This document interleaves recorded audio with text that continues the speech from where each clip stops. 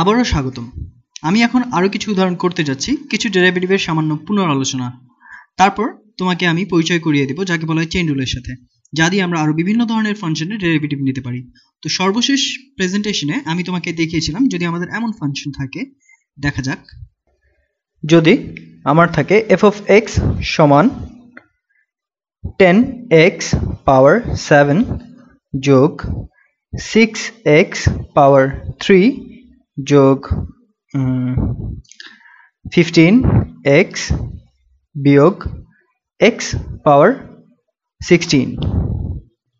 এই পুরো ফাংশনটির ডেরিভেটিভ নিতে হলে আমরা শুধু প্রতিটি অংশের ডেরিভেটিভ নেই, কারণ তাদের যোগ করতে পারি। তো f প্রাইম x এই উদাহরণে f প্রাইম x সমান সমান এখানে হবে 7 গুণ 10, তাহলে হয় 70, আর x এর পাওয়ার 7 থেকে 1 কমলে হবে 6 প্লাস 18x স্কোয়ার প্লাস 15। এখানে তুমি x এর পাওয়ার 1 ধরতে পারো, তাহলে 1 গুণ 15 হয় 15, আর x এর পাওয়ার 1 থেকে 1 কমে গেলে হয় 0, x টু দি পাওয়ার 0 মানে 1 বিয়োগ 16x পাওয়ার 15। এখানে তুমি ভুলে যাও না যে f প্রাইম x কি। এটা হচ্ছে ফাংশন যা আমাদের বলে কোনো বিন্দু x এর ঢাল fx বক্ররেখা বরাবর। এটা খুবই মজার জিনিস, আমি একটি চিত্র এঁকে দেখাই তাহলে আরো ভালোভাবে বুঝতে পারবে। ধরা যাক যে এটা আমি জানি না fx এর ঢাল সত্যিকার অর্থে কিরকম দেখায়, শুধু এভাবে অনুমান করা যাক এটা fx নয়, কিন্তু আমরা অনুমান করছি। এভাবে আমি শুধু কিছু একটা বিধি নিরপেক্ষ ফাংশন আঁকছি। যদি এটা fx হয়, এরকম উল্টাপাল্টা কিছু একটা বক্ররেখা, f প্রাইম x আমাদের বলে এই রেখার উপর কোনো বিন্দুর ঢাল। তো আমি যদি এই বিন্দুর ঢাল জানতে চাই, ধরা যাক এই বিন্দু ঠিক এখানে, আমি ডেরিভেটিভ ফাংশন ব্যবহার করতে পারি স্পর্শক রেখার ঢাল বের করার জন্য। স্পর্শক রেখাটা হবে কিছুটা এটার মতো, ঠিক এইখানে। অথবা আমি যদি এই বিন্দুর ঢাল বের করতে চাই, তাহলে আমি ডেরিভেটিভ ফাংশন ব্যবহার করব, এবং এটা এই বিন্দুর ঢাল কি হবে সেটা বের করবে, যেটা অনেকটা এটার মতো হবে। তো এটা একটা বেশ উপকারী জিনিস, এবং একবারে আমি তোমাদের এই বিশাল জিনিস ডেরিভেটিভের বিশ্লেষণ করে সমাধান করার জন্য সকল জিনিসপত্র দিয়ে দিব। তারপর আচ্ছা, আমরা আসলে কিছু কথার অঙ্ক এবং ডেরিভেটিভের প্রয়োগ করব, এবং আমার মনে হয় তুমি দেখবে যে এটা সত্যি সত্যি কত প্রয়োজনীয় বিষয়। তো আগানো যাক। আমার মনে হয় তুমি ধারণা পেয়েছো 2 বা ততোধিক পদের ডেরিভেটিভ কিভাবে করতে হয়। আমি এখন এটা মুছে নেই, আমি আসলে একটি ভিন্ন জিনিস ব্যবহার করছি, তো আমার মনে হয় এটা সামান্য সহজতর হবে। দেখা যাক, আমাকে মনে হয় কেউ ফোন করছে, কিন্তু তোমরা বেশি গুরুত্বপূর্ণ তাই আমি ফোনের উত্তর দিব না। এখন আমি তোমাদের পরিচয় করাতে যাচ্ছি। না, হচ্ছে না। আমার মনে হয় এটা সরাসরি মুছা যায় না। আচ্ছা, আমি যদি এভাবে করি, দেখি। না না, এভাবে দেখি। আমি যদি শুধু, না, এটা কাজ করে না। আমাকে তাহলে শুধু পুরনো পদ্ধতিতে মুছতে হবে। তোমাকে শুধু আমার সাথে একটু ধৈর্য ধরে থাকতে হবে, এবং আমি যখনই মোছা শেষ করব আমি তোমাকে চেইন রুল দেখাবো। আমার মনে হচ্ছে আমি একজন সত্যিকারের শিক্ষক একটি সত্যিকারের চকবোর্ড নিয়ে ইরেজার নিয়ে মুছার চেষ্টা করছি। প্রায় শেষ, এবং এটা একটি সাধারণ চকবোর্ড থেকে অনেক বেশি পরিষ্কার। এটা পরবর্তী ভিডিওতে করার জন্য আমি একটি দ্রুত পদ্ধতি বের করব। এটা খুবই দুঃখজনক, আমি তোমাকে দেখাচ্ছি কিভাবে ডেরিভেটিভ বা ক্যালকুলাস করতে হয়, কিন্তু আমি জানি না কিভাবে এর চেয়ে দ্রুত মোছা যায়। আমার সাথে থাকো। এই তো আমাদের শেষ। ঠিক আছে, এখন আমি তোমাকে দেখাতে যাচ্ছি কিভাবে একটি সামান্য বেশি জটিল ধরনের ফাংশনের ডেরিভেটিভ সমাধান করা যায়। এটা আসলে বেশি জটিল নয়, শুধু একটু ভিন্ন রকম। তো ধরা যাক আমি চাই, ধরা যাক f of x সমান সমান 2x যোগ 3 পাওয়ার 5, এবং আমি এটা ডেরিভেটিভ বের করতে চাই। তুমি এখানে একটা জিনিস করতে পারো, এখানে 2x যোগ 3 কে পাওয়ার 5 পর্যন্ত ভেঙে দিতে পারো, কিন্তু তুমি যদি এটা কখনো করে থাকো তুমি জানো এটা কতটা কষ্টের, তাই আমি এটা করতে চাই না। তো আমরা এমন কিছু ব্যবহার করতে যাচ্ছি যাকে বলে চেইন রুল।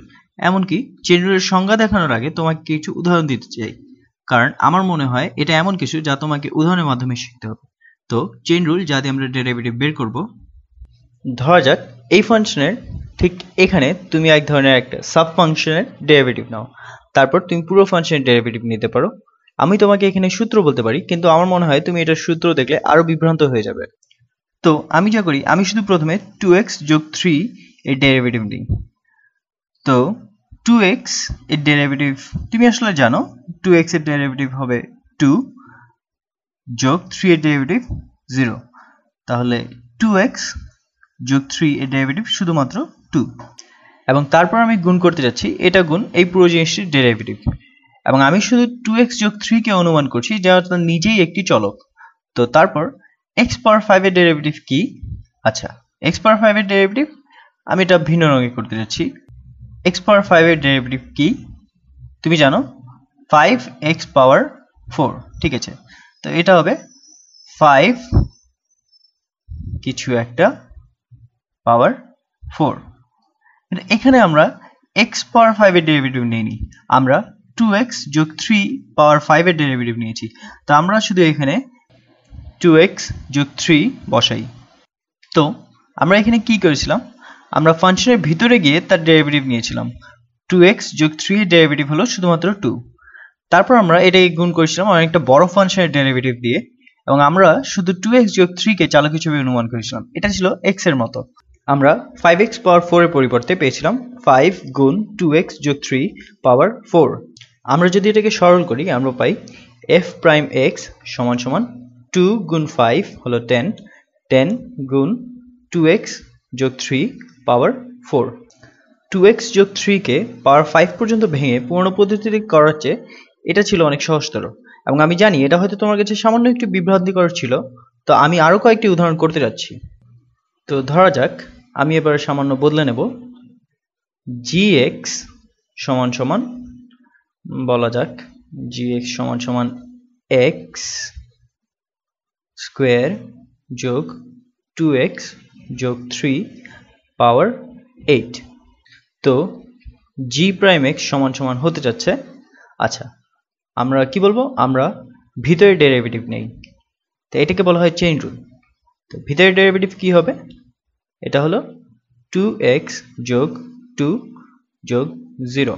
ঠিক আছে, তারপর আমরা পুরো জিনিসটি ডেরিভেটিভের সাথে গুণ করি। আমরা এখানে x স্কোয়ার যোগ 2x যোগ 3 অনেকটা শুধুমাত্র চলক x এর মতো।